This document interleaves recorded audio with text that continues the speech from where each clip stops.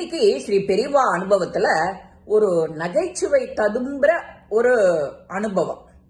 அது என்ன அப்படி? தலப்பாக சாமியார்.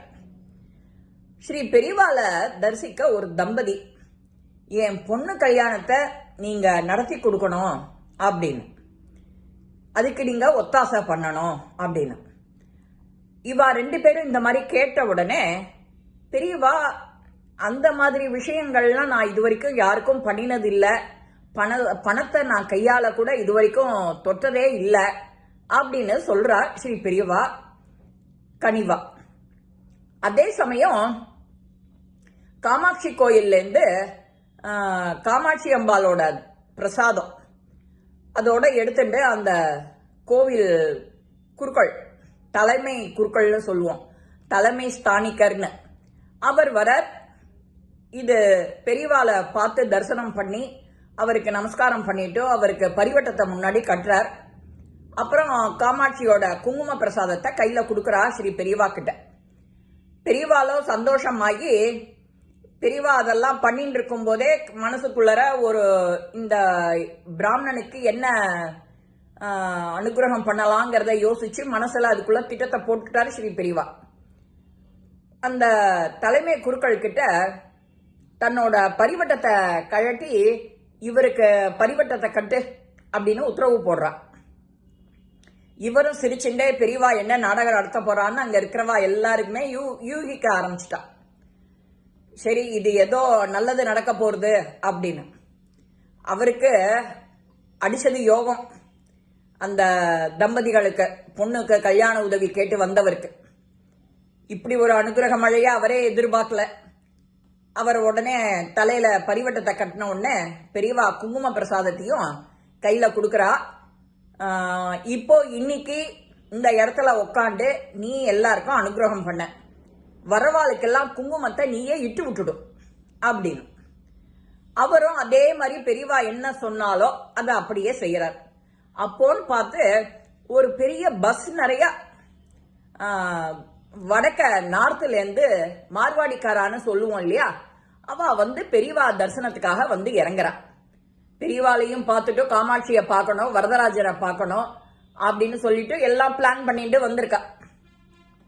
அவ வந்தவாள இவர் தான் தலப்பாக கட்டின்னு இருக்கிறவர் தான் நம்ம நினைச்சிட்டு வந்த சுவாமிஜின்னு நினைச்சுட்டு எல்லாரும் நமஸ்காரம் பண்ணிவிட்டு 200, 300, 500ன்னு போட்டு இருக்கான் தட்சணை காணிக்க. அவரோட பொண்ணு கல்யாணத்துக்கு என்ன வேணும்னு கேட்டார். உதவி பண்ணணும், பைசா வேணும், பணம் கொடுத்து உதவி பண்ணுங்கன்னு சொன்னார். அதை கரெக்டா யூஸ் பண்ணிட்டு ஸ்ரீ பெரியவா அழகா ஒரு நாடகத்தை போட்டு அவருக்கு ஒரு அனுகிரகத்தையும் பண்ணி கொடுத்துட்டார். இந்த அனுகிரக மழையில நினைஞ்சவருக்கு வரவாளுக்கு அதே மாதிரி பெரியவா என்ன சொன்னாலும் குங்குமத்தை இட்டு விடுறா. அது முடிஞ்சு அவெல்லாம் கிளம்பினதுக்கு அப்புறம் பெரியவா அந்த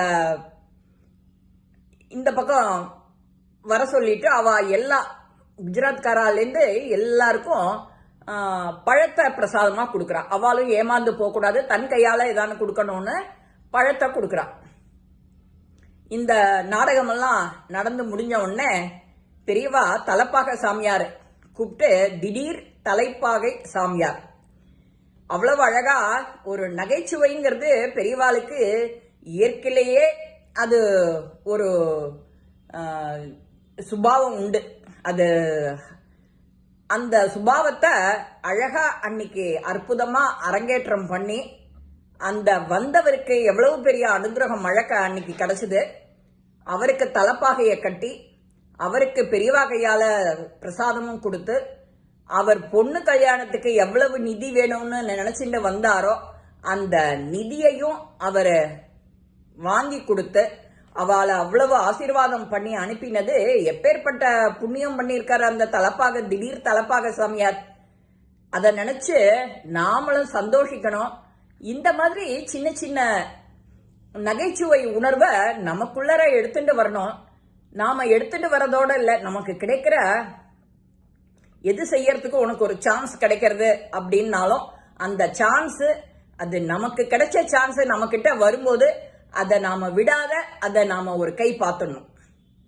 நீயா நானா, எனக்கு கிடைச்சிருக்கு இந்த சான்ஸ், நான் பாக்குறேன். அப்படின்னு அந்த தலப்பாக திடீர் தலப்பாக சாமியார் மாதிரி ஆக்ட் பண்ணி அவ பெரியவாளுடைய அனுகிரகத்தையும் வாங்கிட்டு தன் பொண்ணோட கல்யாணத்தையும் சீரும் சிறப்புமா பண்றதுக்கு நிதி தீவியும் கிடைச்சது. எப்பேற்பட்ட பாக்கியம் அவருக்கு. இந்த மாதிரி நாமளும் பெரியவாளுக்கு என்னதான் தெரியாதுன்னு நாம நினைச்சிட்டு இருக்கோம். அவர் நடமாடும் தெய்வம் சர்வ வியாபின்னு சொல்றோம்.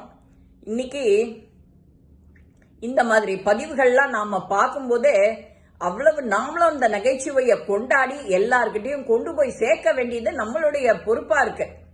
இந்த காலத்துல இந்த பொறுப்புணர்வோட அபார கருணா சிந்தும் ஞானதம் சாந்தரூபினம் ஸ்ரீ சந்திரசேகர குரு பிரணமாமி முத்தான்வகம். இந்த பதிவை எல்லாரும் என்ஜாய் பண்ணுங்க. எல்லாருக்கும் முடிஞ்ச வரைக்கும் நல்லது செய்யுங்க.